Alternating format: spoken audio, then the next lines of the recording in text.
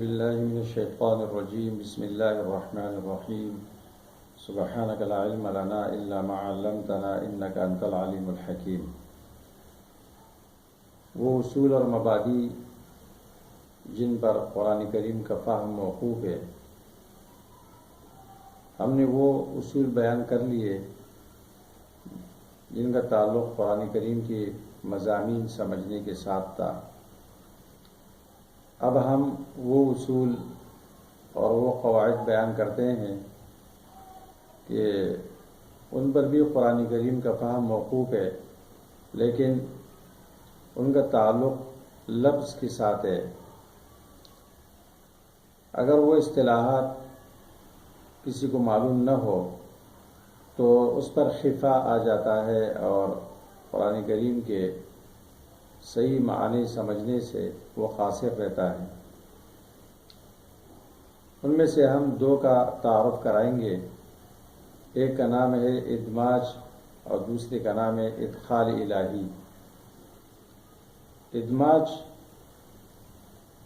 لغت میں کہتے ہیں کہ کسی چیز کو لپیٹنا، داخل کرنا اور کپڑے میں لپیٹنا۔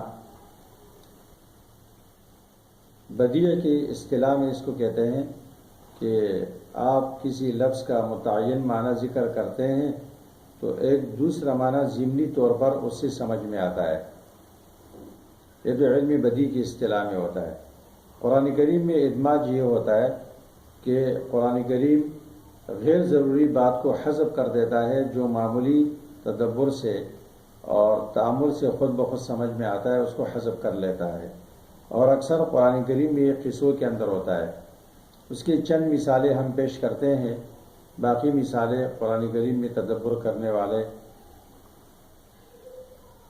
وہ خود معلوم کر سکتے ہیں، اور بعضی تفاسیر اس کا اہتمام کرتے ہیں، اس کو ظاہر کرتے ہیں۔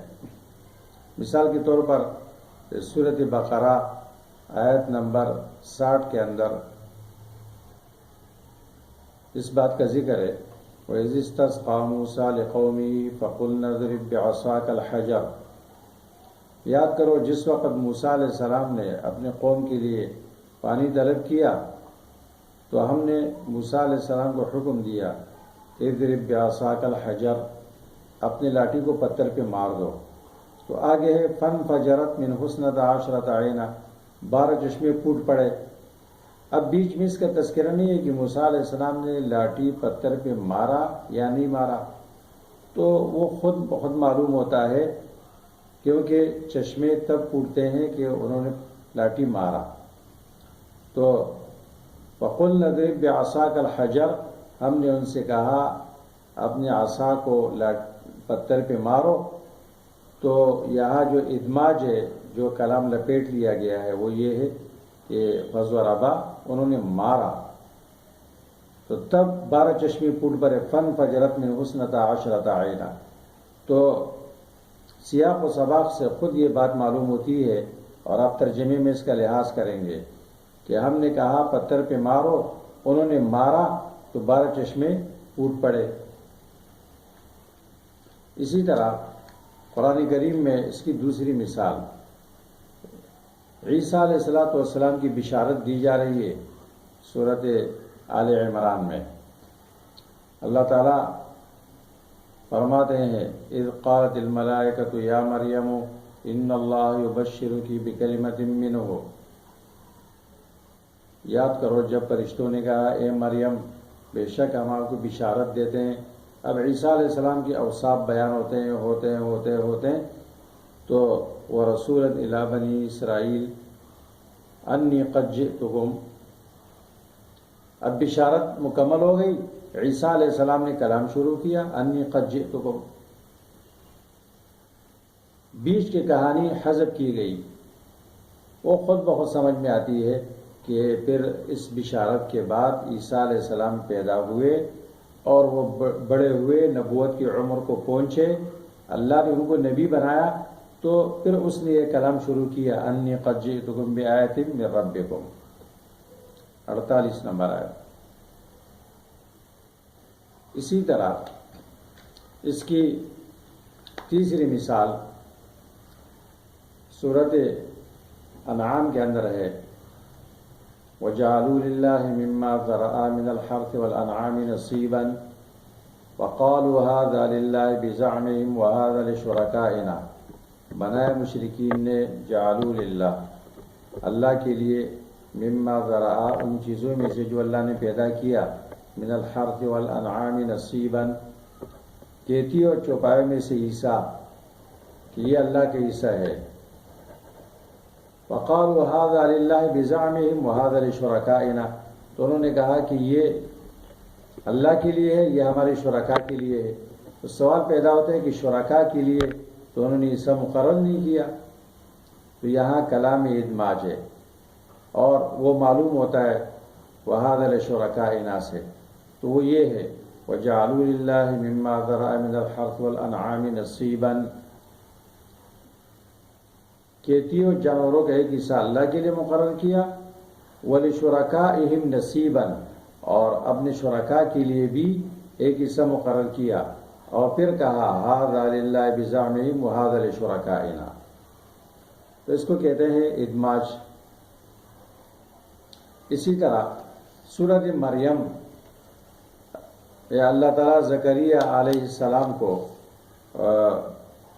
بشارت دیتے ہیں، وہ اللہ سے دعا مانگتے ہیں فَهَبْ لِي مِن لَّدُنكَ وَلِيًّا يَرِثُنِي وَيَرِثُ مِنْ آلِ يَعْقُوبَ وَاجْعَلْهُ رَبِّ رَضِيًّا. تو اللہ کی طرف سے بشارت ملتی ہے یا زکریا اِنَّا نُبَشِّرُكَ بِغُلَامٍ اسمه یحییٰ لم نجعل له من قبل سمیہ. یہ بشارت چلتی ہے چلتی ہے چلتی ہے. تو زکریا علیہ السلام اللہ سے علامت پوچھتے ہیں، قال رب اجعل لی آیہ، اللہ تعالیٰ علامت بھی مقرر کرتے ہیں، اللہ تکلم الناس ثلاث لیال سویہ. فخرج على قومه من المحراب فأوحى إليهم أن سبحوا بكرة وعشيا. زبان بند ہو گئی باتوں سے، اور انہوں نے قوم کو اشارہ کیا تسبیح بیان کرو صبح اور شام. یحییٰ علیہ السلام کی پیدائش کا وقت آیا. اس کے بعد فوراً یا یحییٰ خذ الکتاب بقوہ، اے یحییٰ کتاب اٹھاؤ. یحییٰ علیہ السلام تو ابھی پیدا نہیں ہوئے، نبی نہیں بنائے گئے. تو بیچ کی یہ کہانی حذف کی گئی اور یہ بتایا گیا کہ یحییٰ علیہ السلام پیدا ہوئے، بڑے ہوئے، نبی بنائے گئے. پھر ان سے خطاب کیا گیا یا یحییٰ خذ الکتاب بقوہ. اس کو کہتے ہیں ادماج. یہ چند مثالیں اس کے پیش کی گئی اور باقی اس کی بہت ساری مثالیں ہیں. یہ مثالیں نمونے کے طور پر پیش کی گئی. اس کے بعد دوسرا اصطلاح اس کو کہتے ہیں ادخال الہی.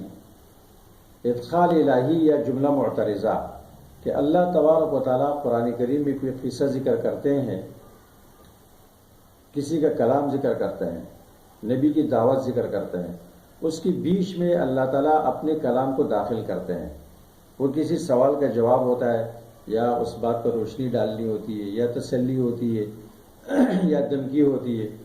تو جو اس سے واقف نہ ہو وہ پریشان ہو جاتا ہے کہ یہ بے ربط کلام کیسے آیا. مثال کے طور پر یہ سورۃ عنکبوت میں اللہ تعالیٰ ابراہیم علیہ السلام کی دعوت ذکر کرتے ہیں 16 نمبر آیت میں. وَإِبْرَاهِيمَ إِذْ قَالَ لِقَوْمِهِ اعْبُدُوا اللَّهَ وَاتَّقُوهُ. ابراہیم علیہ السلام نے دعوت دی، ذَلِكُمْ خَيْرٌ لَكُمْ إِن كُنتُمْ تَعْلَمُونَ إِنَّمَا تَعْبُدُونَ مِن دُونِ اللَّهِ أَوْثَانًا وَتَخْلُقُونَ إِفْكًا إِنَّ الَّذِينَ تَعْبُدُونَ مِن دُونِ اللَّهِ لَا يَمْلِكُونَ لَكُمْ رِزْقًا فَابْتَغُوا عِندَ اللَّهِ الرِّزْقَ وَاعْبُدُوهُ وَاشْكُرُوا لَهُ إِلَيْهِ تُرْجَعُونَ. ابراہیم علیہ السلام نے یہ دعوت دی، قوم نے کیا جواب دیا؟ اب وہ بعد میں آ رہا ہے. اس کے بعد ہے وَإِن تُكَذِّبُوا فَقَدْ كَذَّبَ أُمَمٌ مِّن قَبْلِكُمْ. اگر تم جھٹلاؤ تو پہلی امتوں نے بھی جھٹلایا، اور رسول کی ذمہ واضح پہنچانا ہے. تو اب یہ ابراہیم علیہ السلام کا کلام تو نہیں، یہ اللہ تعالیٰ نے اپنا کلام اس میں داخل کیا پیغمبر علیہ السلام کی تسلی کے لیے اور مشرکین کو دھمکی دینے کے لیے. اور ابراہیم علیہ السلام کہ قوم نے جواب دیا، وہ کئی آیتوں کے بعد آ رہا ہے۔ فما كان جواب قومه الا ان قالوا اقتلوه او حرقوه فانجاه الله من النار۔ ابراہیم علیہ السلام کی دعوت اور قوم کے جواب کے بیچ میں اللہ تعالیٰ نے اپنے کلام کو داخل کیا۔ اس کو کہتے ہیں ادخال الہی، اور اس کا مقصد یہاں تسلی ہے اور مشرکین کو دھمکی ہے۔ اسی طرح اس کی دوسری مثال سورۃ مومن میں رجل مومن کی تقریر میں ہے۔ رجل مومن نے تقریر شروع کی موسیٰ علیہ السلام کی تائید کے لیے۔ وقال رجل مؤمن من آل فرعون يكتم إيمانه أتقتلون رجلا أن يقول ربي الله وقد جاءكم بالبينات من ربكم وإن يك كاذبا فعليه كذبه وإن يك صادقا يصبكم بعض الذي يعدكم۔ جھوٹا ہوگا، جھوٹے پر اس کا وبال پڑے گا، لیکن اگر یہ سچا ہے تو ان پر عذاب آئے گا۔ آگے اللہ فرماتے ہیں ان اللہ لا یہدی من هو مسرف کذاب۔ اب یہ ادخال الہی ہے، سوال کا جواب ہے۔ رجل مومن نے یہ تقریر کی، فرعون کو کوئی فائدہ ملا، راہ راست پہ آیا، جواب ملا ان اللہ لا یہدی من هو مسرف کذاب۔ مسرف کذاب کو اللہ تعالیٰ ہدایت کی توفیق نہیں دیتے ہیں۔ پھر رجل مومن کی تقریر جاری ہے۔ یا قوم لکم الملک اليوم ظاہرین فی الارض فمن ینصرنا من بأس اللہ ان جاءنا قال فرعون ما أريكم إلا ما أرى وما أهديكم إلا سبيل الرشاد وقال الذي آمن يا قوم إني أخاف عليكم مثل يوم الأحزاب مثل دأب قوم نوح وعاد وثمود والذين من بعدهم۔ سابقہ قوموں پر عذاب آیا، تم پر وہ عذاب نہ آ جائے۔ اب سوال پیدا ہوتا ہے کہ اللہ تعالیٰ نے قوم نوح، عاد، ثمود کو ہلاک کیا تو یہ ظلم ہے؟ کہا نہیں، وَمَا اللَّهُ يُرِيدُ ظُلْمًا لِلْعِبَادِ۔ اللہ تعالیٰ بندوں کے ساتھ کبھی ظلم نہیں چاہتے ہیں۔ تو اس طرح اس رجل مومن کی تقریر کی بیچ میں اللہ تعالیٰ اپنے کلام کو داخل کر رہے ہیں۔ یہ کسی وہم کا جواب ہوتا ہے، سوال کا جواب ہوتا ہے یا تسلی ہوتی ہے۔ بظاہر یہ بے جوڑ نظر آتا ہے، لیکن اس کا تعلق ہوتا ہے، جیسے عام کلام کے بیچ میں ایک جملہ آتا ہے تو اس کو کہتے ہیں جملہ معترضہ، جس کا دونوں کے ساتھ گہرا تعلق بھی نہیں ہوتا ہے لیکن بے جوڑ بھی نہیں ہوتا ہے، جیسے جملہ دعائیہ ہے یا دعا بشر ہے یا دعا خیر ہے، رحمہ اللہ یا رضی اللہ عنہ، اس طرح کے۔ تو قرآن کریم کہ علوم قرآن کی کتابوں میں اس کو کہتے ہیں ادخال الہی، کہ اللہ تعالیٰ بیچ میں اپنے کلام کو داخل کرتے ہیں، کسی کی بات کو بھی نقل کرتے ہیں اور بیچ میں اپنے کلام کو بھی داخل کرتے ہیں۔ اس کا ایک خاص مقصد ہوتا ہے جو ابھی میں نے ذکر کیا۔ تو یہ دو اصطلاحات کا تعارف ہم نے کرایا، ایک ادماج اور ایک ادخال الہی۔ تفسیروں میں تفسیر جلالین جو اس خدمت کو انجام دیتا ہے، کیونکہ حذف اختصار کلام عرب کی خاصیت ہے، اور بعض تفسیر مثلا تفسیر جلالین وہ اس خدمت کو انجام دیتا ہے، اس کو ظاہر کر رہا ہے کہ یہ ادخال الہی ہے یا یہ ادماج ہے۔ انشاءاللہ اگلے دروس میں پھر ہم دوسری اصطلاحات کا تعارف کرائیں گے۔ وآخر دعوانا الحمدللہ رب العالمین۔